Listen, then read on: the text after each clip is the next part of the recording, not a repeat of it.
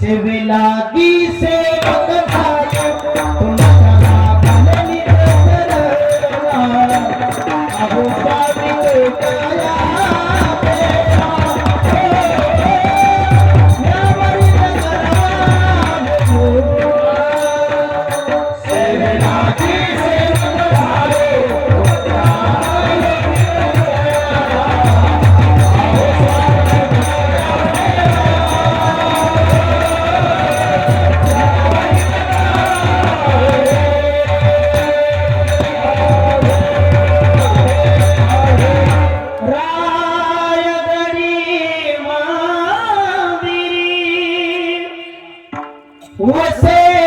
काया चरणासी अर्पितो अजमहि काया जगधीश्वरासी जोडली जाती खाती प्रथम वंदितो मी तुम्हा शिव छत्रपती हरि रे महाराज विराजिए हरि रे महाराज विराजिए कथा करो मति अनुसार प्रेम सहित अभी धरो प्रेम सहित कभी धरो पधारी भुवन कुमार पधारी जाओ कुमार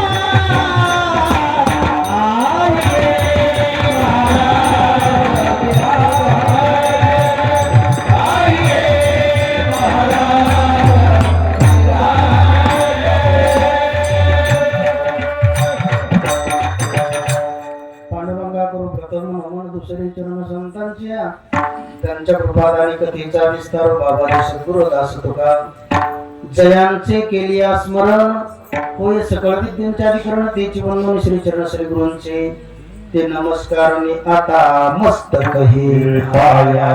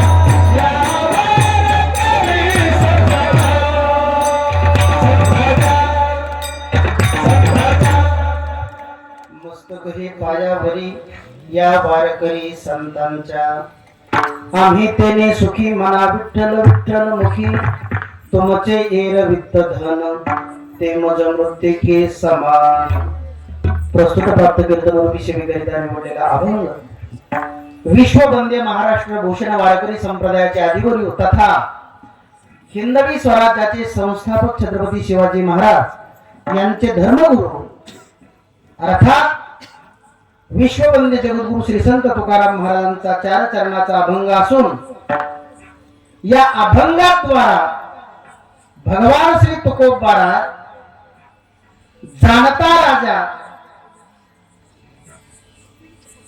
स्वराज्य संस्थापक छत्रपती शिवाजी महाराज यांना एका पत्राद्वारा उपदेश करतात असा चार चरणाचा अभंग आहे विठाला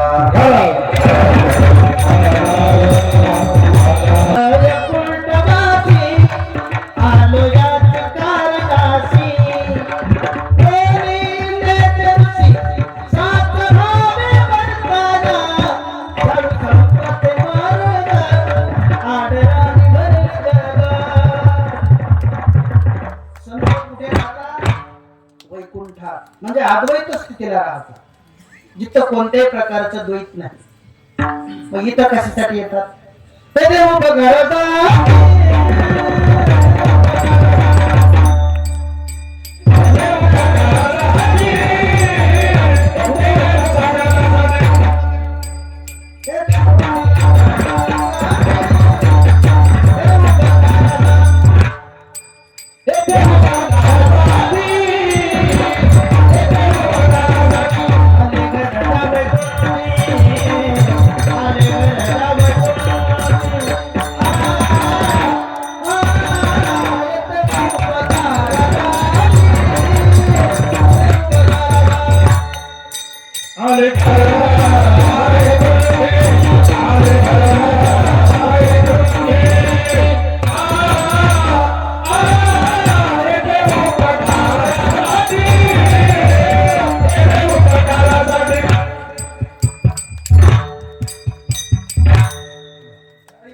येथे उपकारासाठी आले गरजा वैकुंठी. इथं येण्याचं एकमेव कारण संतांचं काय आहे तर तुमच्या आमच्यावर उपकार करण्याकरता आले. केले उपकार साधो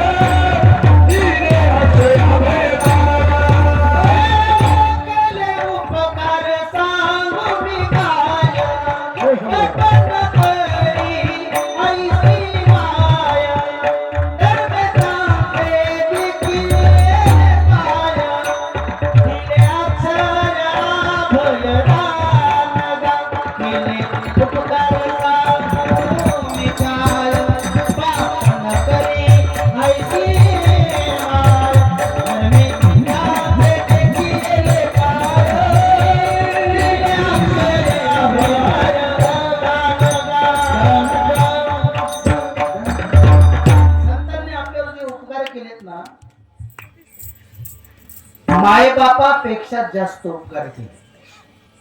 महाराज सर्रास खोटं बोलता का तुम्ही? आळंदी होणारे खोटं बोलण्यासाठी आणलं का तुम्हाला? ऐका, अरे माय बाप पुत्रावर प्रेम करतात, मुलाला पुत्राला सांभाळतात, ते स्वार्थापोटी.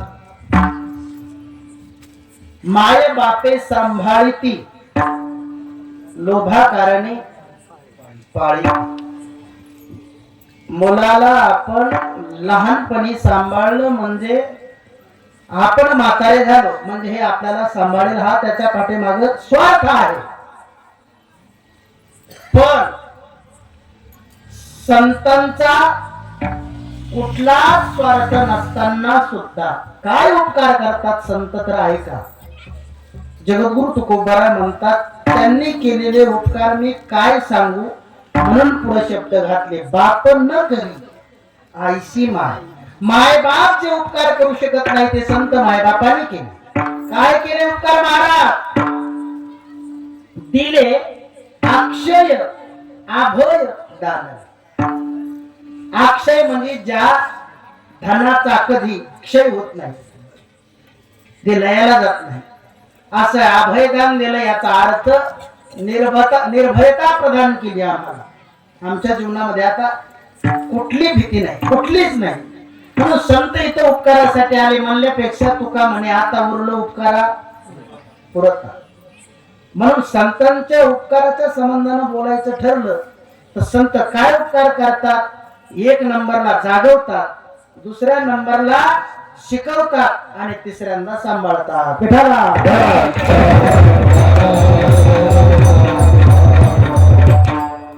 मग उपकार करण्यासाठी आलेले जगद्गुरु श्री संत तुकाराम महाराज देहू गावामध्ये गडगंज श्रीमंती होती. त्या काळामध्ये एवढी श्रीमंती असताना सुद्धा महाराजांनी भोग विलासामध्ये जीवन जगले नाही. मग रात्रंदिवस दिन रजनी आजची धंदा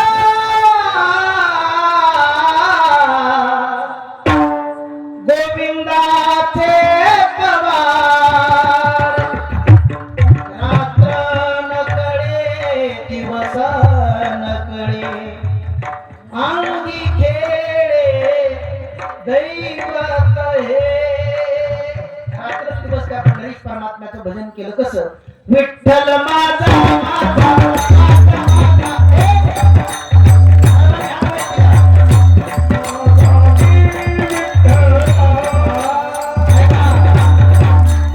सामुदायिक भोजन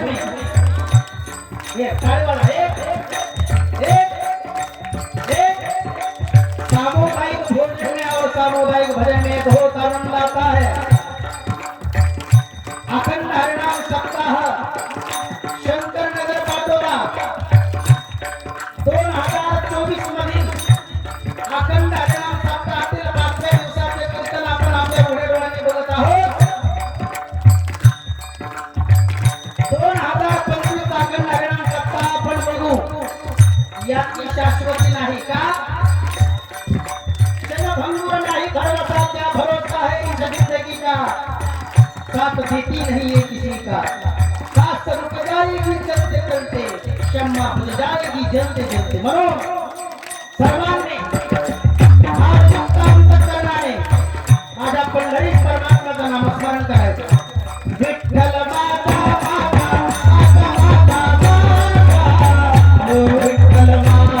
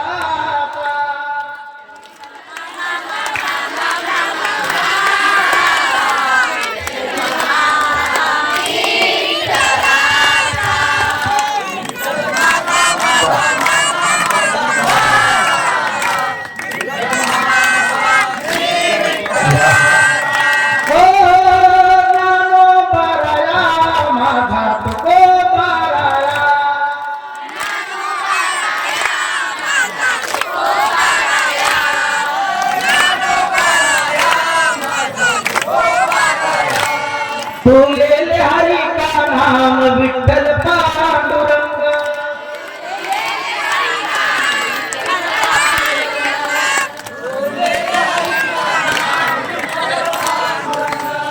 जे जे आधार मन हरि बोल जे जे आधार मन हरि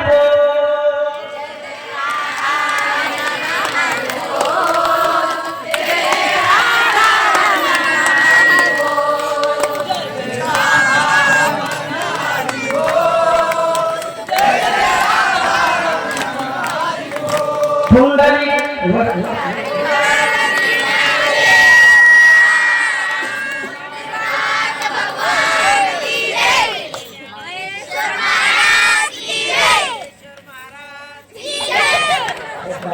ऐका ना खरं सांगतो तुम्हाला महाराष्ट्रभर फिरतो 8 वर्षापूर्वी आमचे मामस सासरे हे मला इथं आणणार होते पण मला वेळ नव्हता कुठं सांगत नाही तुम्हाला विदर्भ खानदेश मराठवाडा आंध्रा तेलंगणा तुमच्या सगळ्यांच्या आशीर्वादाने इथपर्यंत फिरतो आतापर्यंत मी फक्त मुंग्या लाईनीत पाहिल्या होत्या मुंगळी नाही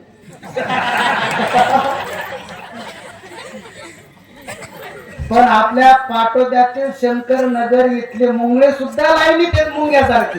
तुम्ही तुमच्यासाठी काय वागला सुंदर भजन गायलं बरं. जगद्गुरु तुकोबरांनी आपल्या जीवनामध्ये अखंड विठ्ठल साधना केली. पांडुरंगा विठ्ठला माय बापा विठ्ठला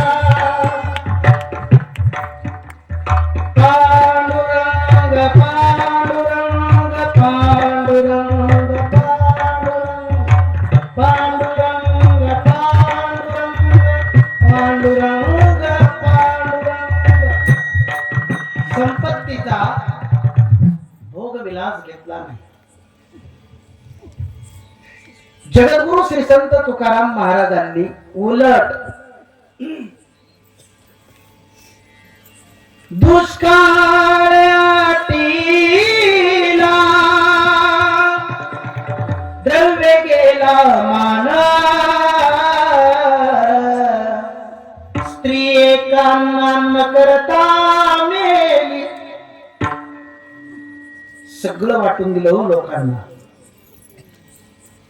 राहता राहिल्या कर्ज खताच्या वह्या, ज्याच्यामध्ये कुणाला किती पैसे दिलेले हे ज्याच्यामध्ये लिहिलेले नोट केलेले,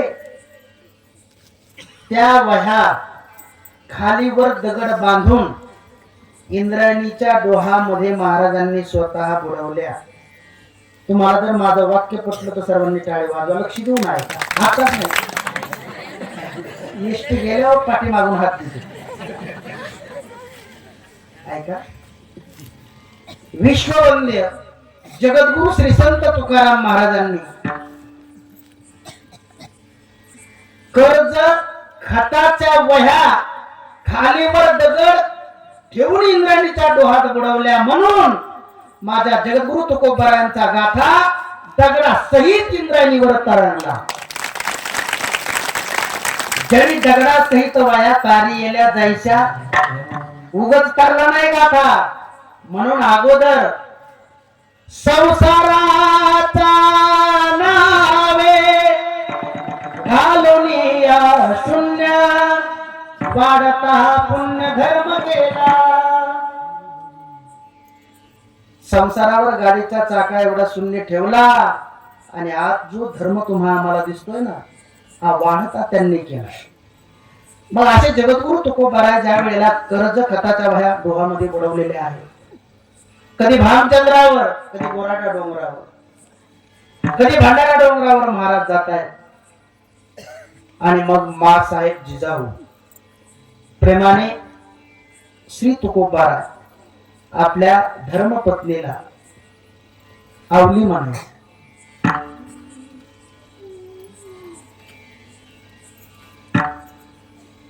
कोणतीही स्त्री असू द्या, धनाची तुटी झाली ना ती वसवसटत असते आपल्या पतीवर. मी तर नेहमी सांगत असतो, धनाची झाली या तुटी आणि स्त्री वसवसून लागे पाठी. हे पहा, घरात किंमत तोपर्यंत आहे जोपर्यंत आपण कमवते. नाही तर मी म्हणतो तो अनुभव तुम्ही घेऊन पहा. उदाहरण सांगतो कळण्यासाठी तुम्हाला.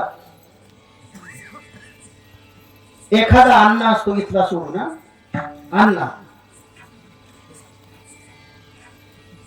अगदी कमवता असतो. अण्णांनी 4 भावाचं कुटुंब पोसायचं, एकटा काम करतो. आणि तो अण्णा घराच्या पहिल्या पायरीवर पाय ठेवला की सगळे म्हणतात अण्णा आले, अण्णा आले, अण्णा आले. सगळं घर शांत होत. एवढा अन्नाचं वजन.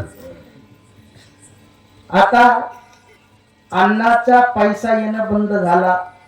डोळ्यांनी दिसत नाही, कानानं ऐकायला येत नाही, पाय चालवत नाही. अण्णा आता वाड्यात कोपऱ्यातल्या खोलीत एका खाटेवर बाजेवर पडलेला आहे.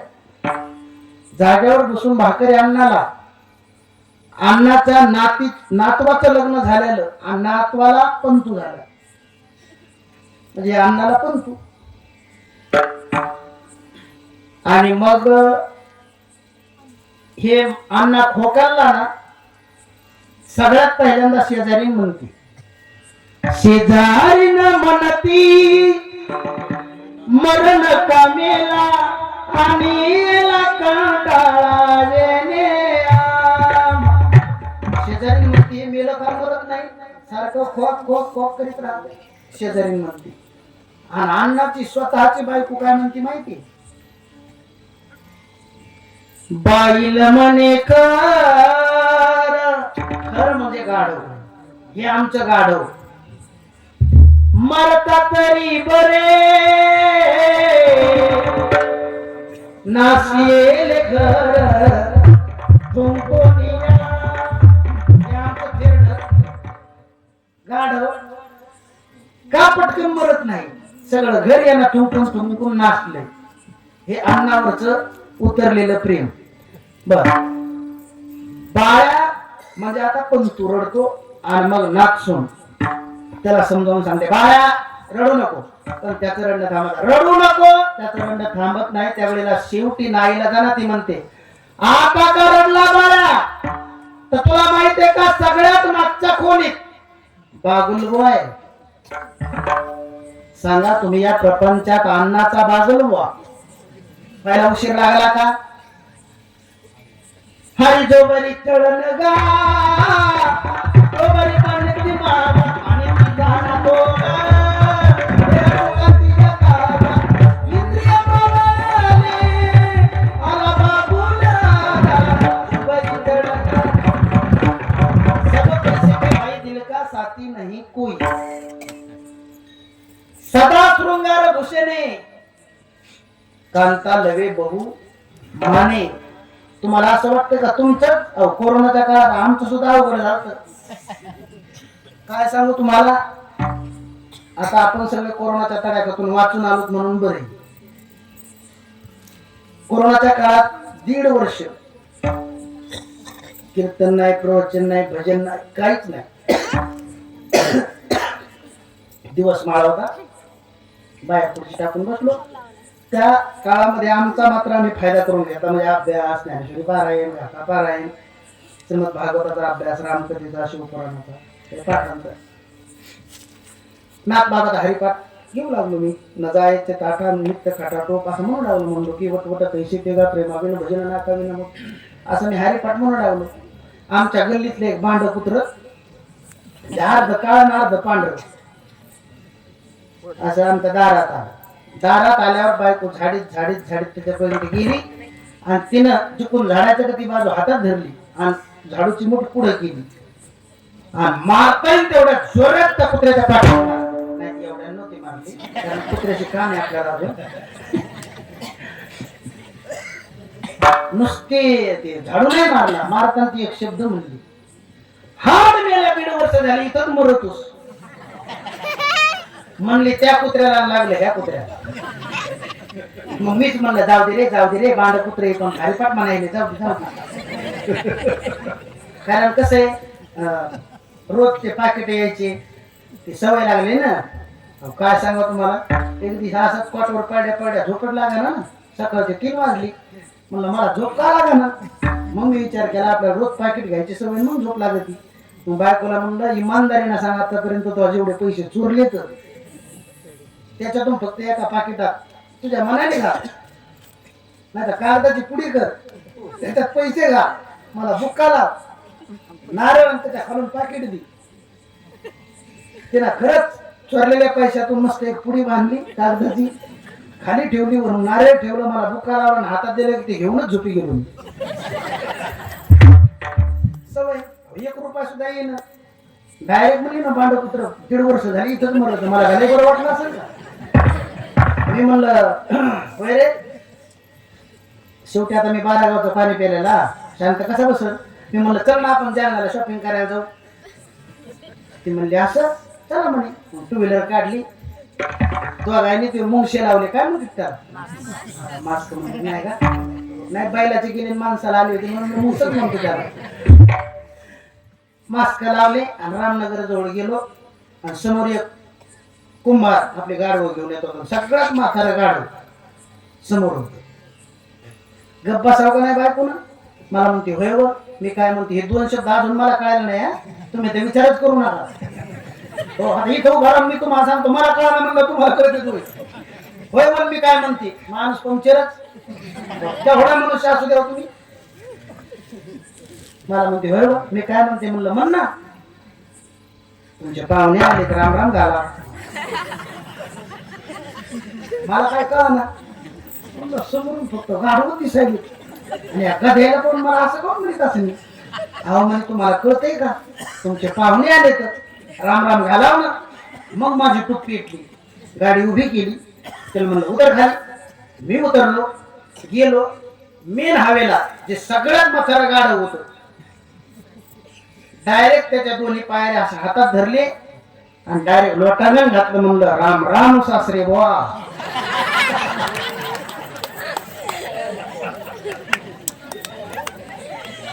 शॉपिंग केली गड्या आता नाही येत मी. कसा आपला बदला तर घ्यायचा होता. गेलो तिथून माघारी. घरी गेल्याच्या नंतर मी म्हणलं विवेक बाळा मला जरा ग्लास भरून पाणी घेऊन ये रे. राग होता ना डोक्यात. येणा फडा बिडा असा टाकून दिलेला भांडी तसेच पडून दिलेली. बारक्या मुलानं माझ्या पाणी आणलं पण त्याचा पाय एका भांड्याला लागला आणि ते पाणी सांडलं. पाणी सांडल्याबरोबर बायकोनं त्याच्या पाठीत एक जोरात चापट टाकली. पण नुसती चापट नाही टाकली. चापट टाकताना ती एक शब्द बोलली गध्याच्या.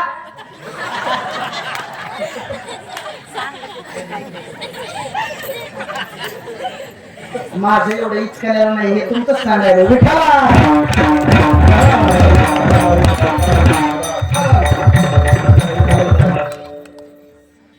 मला सांगा तुम्ही जगद्गुरु तुकोबारायांचा गाथा सरासरी सहजवरी आलेला नाही. अगोदर प्रपंच इंद्राणीच्या डोहामध्ये बुडवला त्यावेळेला परमार्थ रूपी गाथा सहज पाण्यावर तरंगला. म्हणून दुष्काळामध्ये सर्व द्रव्य गेलं स्त्री एक अन्न करता मेली ही परिस्थिती जगद्गुरु तुकोबारायांची छत्रपती शिवाजी महाराजांच्या लक्षामध्ये आली. आणि मग पाहता पाहता एका सेवकाजवळ 36 किलो दाग दागिन्याची परात अर्थात नजराना बरदरी शालू कापड ही सगळी नजराना म्हणून भेट स्वरूपात त्या सेवकाला सांगितलं जा देहू गावला जगद्गुरु तुकोबारा आहेत त्यांच्याकडे हा नजराना देऊन. तो छत्रपती शिवाजी महाराजांचा मावळा आला. विचारू लागला का हो तुकाराम महाराजाचं घर कुठं आहे सांगता का. समोर जा. पुढे गेल्याच्या नंतर तुम्हाला एक पिंपळाचा वृक्ष दिसेल आणि पिंपळाच्या समोर जो वाडा आहे तो तुकाराम महाराजांचा. हे तिथं गेला नजराना हातात आहे आवाज देतो तुकाराम महाराज छत्रपती शिवाजी महाराजांनी तुमच्यासाठी हा नजराना पाठवला. पण महाराज घरी नव्हते. महाराज भांडारा डोंगरावर तिकडे नामस्मरण करू लागले. मासाहेब जिजाऊ आल्या आणि पाहतात तर अनेक दागदागिने दिसत आहेत. बरोदरी शालू दिसतोय कापड दिसतात. विचारलं का हो महाराज घरी नाही पण मी त्यांची धर्मपत्नी आहे. काय काम काढले महाराजाकडे. काही नाही. छत्रपती शिवाजी महाराजांनी हा नजराना त्यांच्यासाठी पाठवलेला आहे याचा तुम्ही स्वीकार करा. आणि मग पहिलीच परिस्थिती खालवलेली असल्या कारणाने कोणत्याही स्त्रीचा स्वभाव आहे कारण स्त्रीला साय उतरंड जावई आणि शेण हे खूप आवडतं. जावई तर एवढा आवडतो नाकाचा मोती ठेवी गहाण आणि राखीन जावयाचा मान. मान तुटेपर्यंत जावयाचा मान राखणार म्हणजे राखणार. तस मासाहेब जिजाऊंना त्या नजराण्याविषयी प्रीती निर्माण झाली. तो नजराना स्वीकारला. मग जिजाऊंनी बरदरी शालू अंगावर घातला. मुलांनी नवीन कापडा अंगावर घातले. नवीन दागदागिने अंगावर घातले.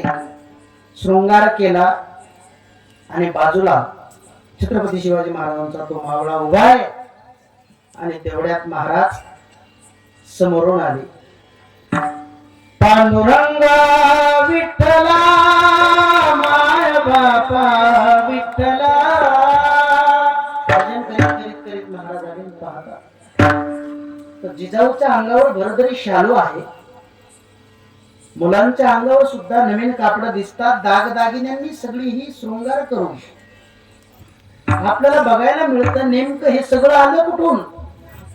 आणि महाराज तातडीनं आवले आवले सांग सांग हे दागदागिने कुठून आणले, भरतरी शालू कुठून आणलाय सांग. अरे माझी एक पहिली बायको स्त्री अन्न करता मेली, एवढं सोनं तुम्ही आणलं कुठून ते सांग. त्यावेळेला सांगितलं माझी मंगळाई नवसाला पावली. छत्रपती शिवाजी महाराज त्यांनी हा नजराणा तुमच्यासाठी पाठवला महाराज, आणि म्हणून त्याचा स्वीकार आम्ही केला. जगद्गुरु तुकोबरायांनी दोन्ही हात जोडले. आवले आवले एक सांगू, माझं ऐकशील का? काढ बघू ती दागदागिने. काढले महाराज, कारण त्या आताची जिजाऊ नव्हती, लगेच काढली. त्या पात्रात ठेवली. भरजरी शालू काढला. सगळे जशीच्या तसे ते दागदागिने ठेवले आणि जगद्गुरु तुकोबरायांनी ती नजराण्याची परात आपल्या हातात घेतली. नजराणा हातात घेतला आणि त्या मावळ्याला सांगितलं बाबा इकडे. छत्रपती शिवाजी महाराजांना म्हणावं सोन्यानी माणिक मोत्यानी वस्त्रानी हिऱ्यानी आम्ही सुखी होणार नाही, कारण आमच्या जीवनामध्ये आम्ही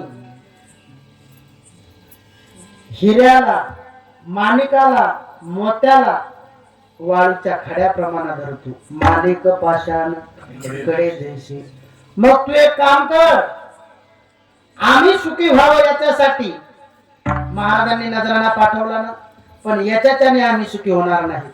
मग तू एक काम कर, आम्ही सुखी व्हावं असं जर छत्रपती शिवाजी महाराजांना वाटत असेल तर त्यांना म्हणावं तुम्ही मुखाने विठ्ठल विठ्ठल म्हणला की आम्ही सुखी होतो. अभंगाचं पहिलं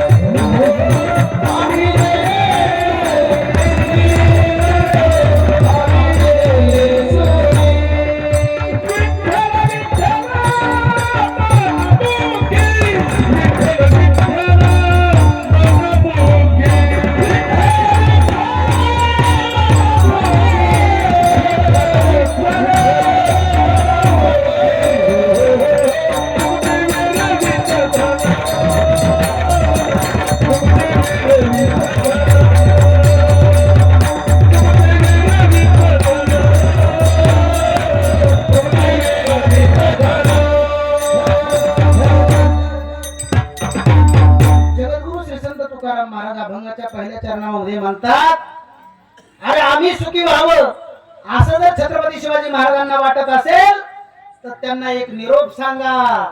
आम्ही त्याच वेळेला सुखी होऊ ज्या वेळेला तुम्ही मुखाने विठ्ठल विठ्ठल हे नामस्मरण कराल. आम्ही तेने सुखी मना विठ्ठल विठ्ठल मुखी. आणि मग तुम्ही काय करा, हा निरोप माझा त्यांना सांगा. मग त्याच्या हातामध्ये जो नजराणा होता ना, त्या मावळ्याने सांगितलं महाराज मग या नजराणाचं काय करू. त्यावेळेस त्यांनी उत्तर दिलं अरे बाबा हे सोनं नाणं भरदरी शालू कापड हे सगळं मला कशाप्रमाणे, तर ते मला मातीप्रमाणे. तुमचे येर वित्त धन ते माझं मृत्तिके समान. उलट हे तर परत घेऊन जाच, पण महाराजांना माझा एक निरोप सांगा. आम्ही सुखी व्हावं असं जर महाराजांना वाटत असेल तर आमच्यासाठी एक काम करा. गळ्यात पवित्र तुळशीची माळ घाला, कंठी मिरवा तुळशी, आणि एकादशीचं पवित्र व्रत करा. व्रत करा एकादशी, त्याने आम्ही सुखी होऊ. कारण ज्या नजराने आम्ही सुखी होऊ अशी भावना तू माझ्यापर्यंत घेऊन आलास, खऱ्या अर्थानं तू त्यांचा दास आहे, पण तू त्यांचा दास आहे. मग तुझ्याजवळ मी सांगतो, कुणाचाही दास म्हणून घ्यायचा असेल तर मी सुखी होणार नाही. मग महाराजांना म्हणावं म्हणून घ्यायचं असेल तर म्हणवा हरीचे दास, तुका म्हणे मज हे आस, तुमचे ये वित्त धन ते मज मृत्युके समान भेटो.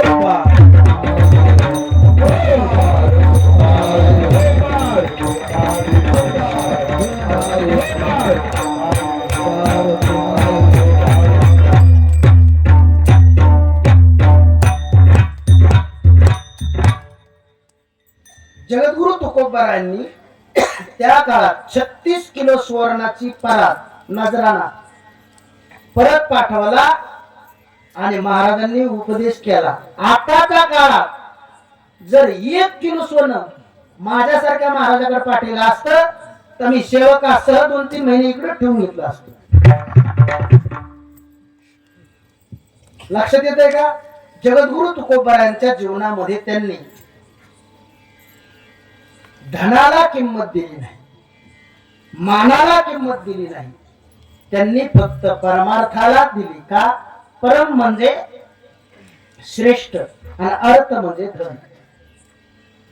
जे श्रेष्ठ धन आहे तो म्हणजे परमार्थ आहे. मग भगवान श्री पंढरीश परमात्म्याचं नामस्मरण केल्याच्या नंतर जर जगद्गुरु तुकोबाराय सुखी होत असतील तर नरदेह मिळून आपण सर्वांनी आळंदी ते पंढरपूर पायी वारीला जावं की नाही? एकानं मला विचारलं, महाराज वारीला जाण्याची काय गरज आहे? अरे मी त्याला सांगितलं, नरदेह मिळाला ना तू एकदा तरी वारीला जा. त्याला सांगितलं कुठं जाऊ? मी त्याला विचारलं, बाबा तुला किती द्वीप माहिती आहेत? ते म्हणलं 7 द्वीप माहिती आहेत. म्हणलं आपण कोणत्या द्वीपात राहतो? ते म्हणला ते नाही माहित. म्हणलं मी तुला सांगतो, त्याच्या साईड ते गव्हा नाही, एकदा तू पंढरपूरला जा. हो जंबूया दीपा माझी एक पंढरपूर गाव, जंबूया दीपा माझी एक पंढरपूर गाव, धर्माचे नगर देखा विठू पाटील त्याचे नाव,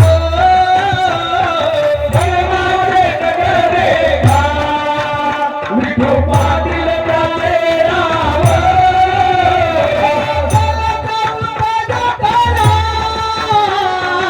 काही भोजन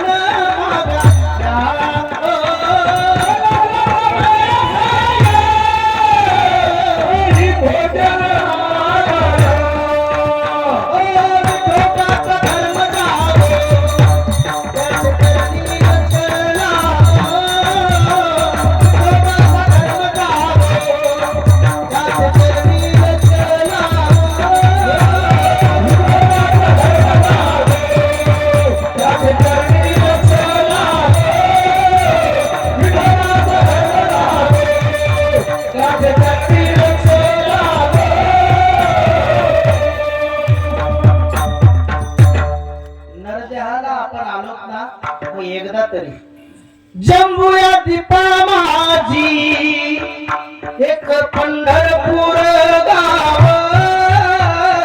धर्माचे नगर देखा विठू पाटील त्याचे नाव. एकदा तरी तिथं जा. का जायचं तिथं? तर ऐका, जो मोक्ष प्राप्त करण्याकरिता अनेक ग्रंथाचा अध्ययन करावा लागतं, गुरुगृही जाऊन राहावं लागतं, गुरुकुलात संस्थेत जाऊन त्याचा अभ्यास करावा लागतो, तर ही ब्रह्मज्ञान प्राप्त होईल, मोक्ष होईल हे सांगता येत नाही. पण पंढरपूरला जर तुम्ही गेला, तुका म्हणे मोक्ष देखील कळस, ताकाळ हा नाश अहंकाराचा. म्हणून भगवान श्री पंढरीश परमात्म्याचं तुम्ही नामस्मरण करा. खऱ्या अर्थाने शंकरनगर पाटोदा त्यांनी गेली 33 वर्ष झाली आपण अखंड हरिनाम सप्ताह तेवट ठेवला, चालू ठेवला. ही मोठी भाग्याची गोष्ट आहे. मी दररोज कीर्तनामध्ये कथेमध्ये सांगतो की खऱ्या अर्थाने सांसारिक हट्ट जर तुम्ही केला तर फजिती होईल आणि परमार्थिक हट्ट केला तर तो पूर्णत्वाला जाईल. सत्य संकल्पाचा दाता नारायण सर्व करी पूर्ण मनोरथे एका जनार्दनी संत पूर्ण करी ती मनोरथ. अरे प्रपंचातला हट्ट पूर्ण करण्याच्या उद्देशाने रामायणातील प्रसंग पहा. जगाचा बाप ब्रह्मांडाचा धनी एक बाणी एक वचनी एक पत्नी प्रभू रामचंद्रजी धनुष्याला बाण जोडून सीताबाईच्या सांगण्यावरून सोन्याच्या हरणामागे पळाले. होता का सोन्याचा हरिण? पण हरिण सापडलंय का प्रभू रामचंद्रजीला? कारण हरिण नव्हतं, तो रावणाचा मामा मारीची होता. हरिण तर सापडलं नाही, पण हरिणीच्या कातड्याची चोळी शिवायची माझ्या पत्नीला ती अभिलाषा अंतःकरणात धरून जगाचा बाप अरण्यात निघून गेला आणि इकडे रावण येऊन सीतेला घेऊन गेला. देवाला सुद्धा प्रपंचातील हट्ट पूर्णत्वाला नेता आला नाही. याच्या उलट परमार्थामध्ये जर तुम्ही हट्ट केला, आता सर्व शंकरनगर येथील सगळ्यांनी तुम्ही हा परमार्थिक हट्ट धरला आणि तो पूर्णत्वाला गेला. प्रापंचिक हट्ट पूर्णत्वाला जात नाही. याच्यासाठी एक छोटासा दृष्टांत सांगतो आणि सेवेला पूर्ण विराम देतो. आहे का?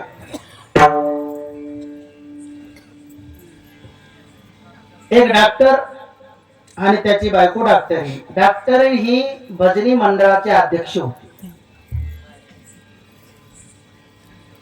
डॉक्टर हॉस्पिटल मध्ये आहेत. एक पेशंट आलं, त्याच्यासोबत गाडी चालवित आलं. 2 कॉट रिकामी होते.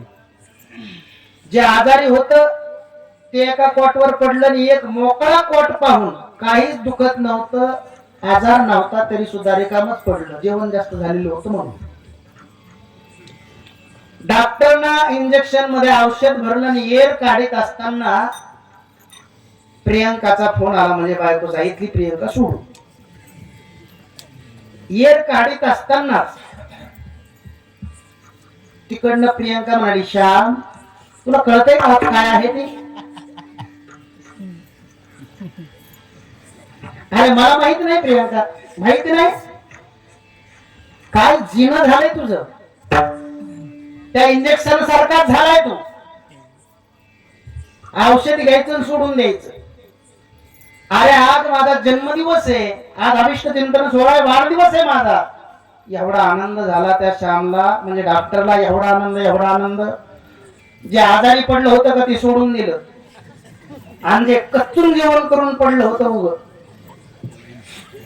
त्याच्या धोत्राच्या कमर फट्यात याने इंजेक्शन खाऊन दिलं. आणि जे आजारी होतं का ते उठलं, असं चुळीत उठलं कंबरण. म्हणते डॉक्टर काय तुझा हात पहिल्यापेक्षा साफ झाला.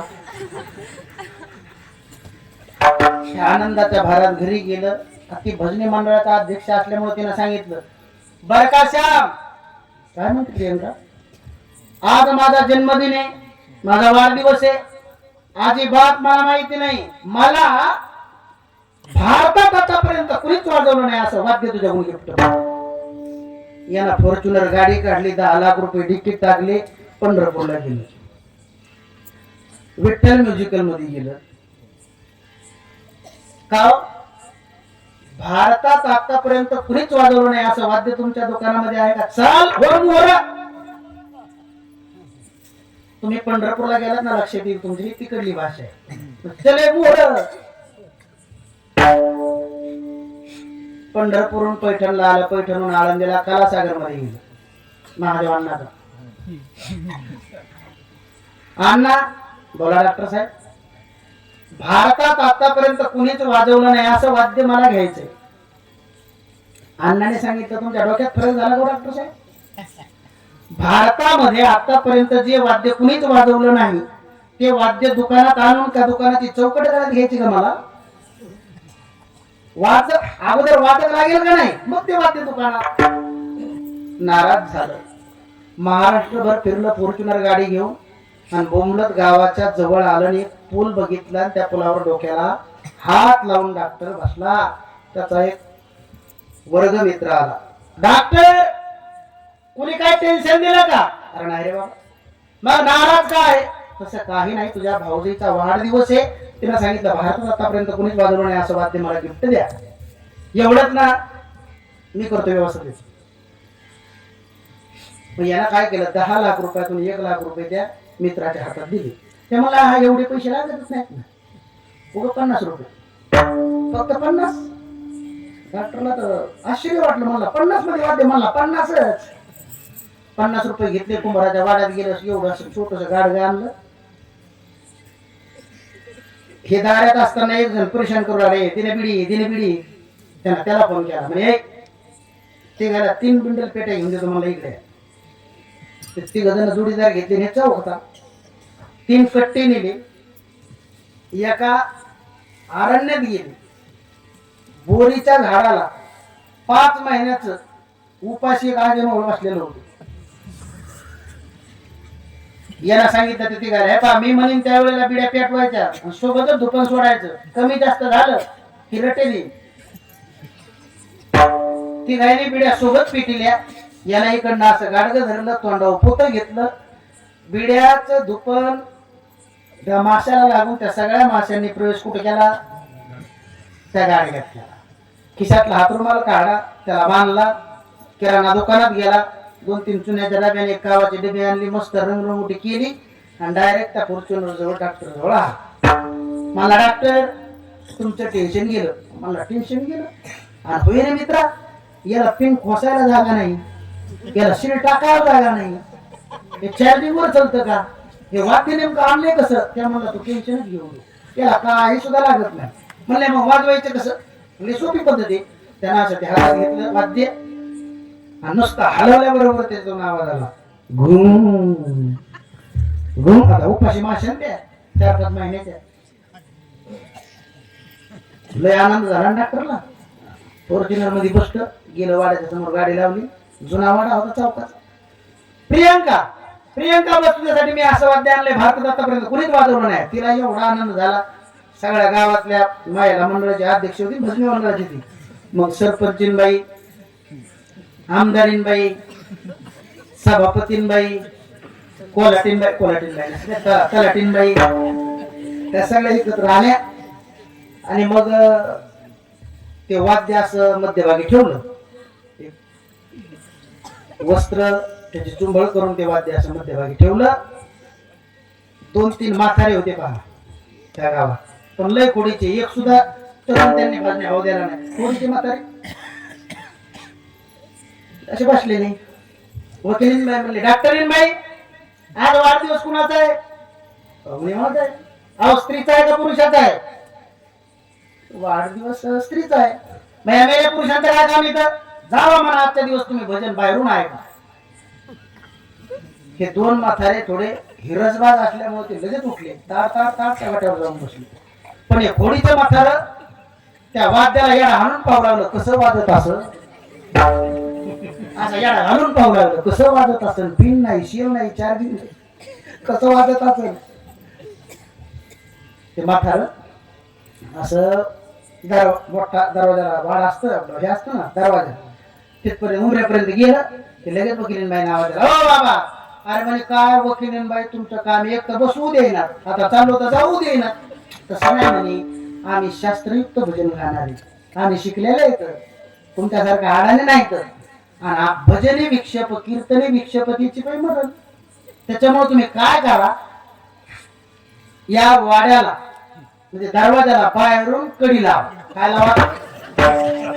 बाहेरून कडी लावा. आता त्या पुढचं म्हातारं होतं, त्याला काय सांगितलं होतं? फक्त कडी लावा सांगितलं होतं ना. हे इतकं पुढचं खोडीचं होतं. दुकानात गेलं, 1100 रुपयाचं पितळाचं कुलूप आणलं त्याला आणि कुलूपच ठोकून गेलं डायरेक्ट.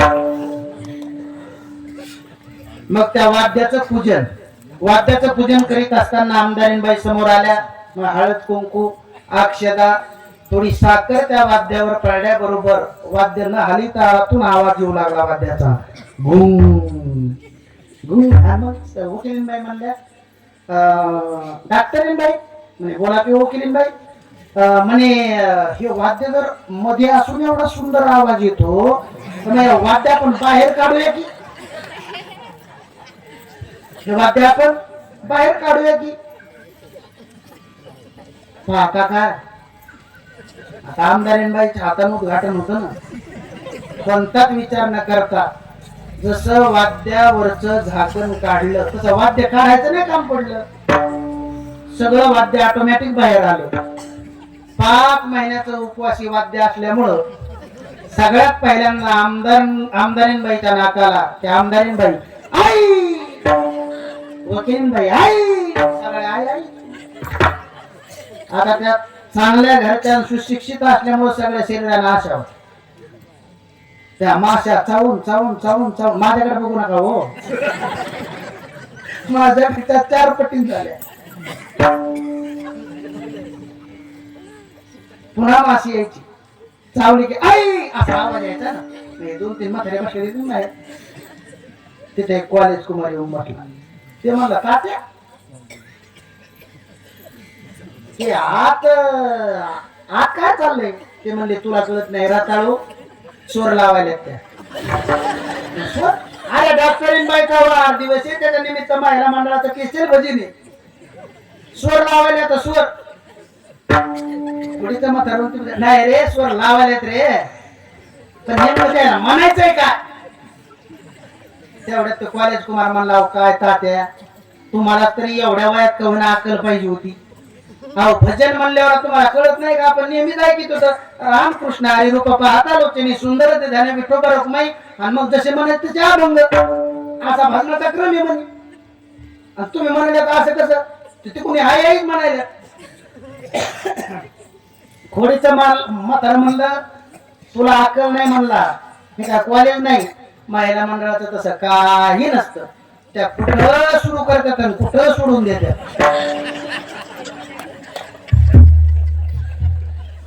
एकदा माझी बायको मला म्हणली होय व तुम्हाला 56 बार सांगितलं पण तुमचे मेल्या पुरुषाचं काम असे उजव्या कानानं ऐकतात आणि डाव्या कानानं सोडून देतात.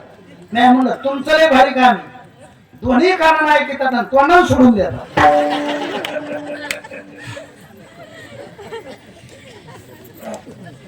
इकडं काय यांची काय तगमग चालली ना भजन श्रवण करायचं. पुन्हा ते खोडीचा म्हातारा म्हणते नाही नाही लय वेळ झाल्या काय म्हणायचं असेल बरं नक्की. लगेच पुन्हा आई.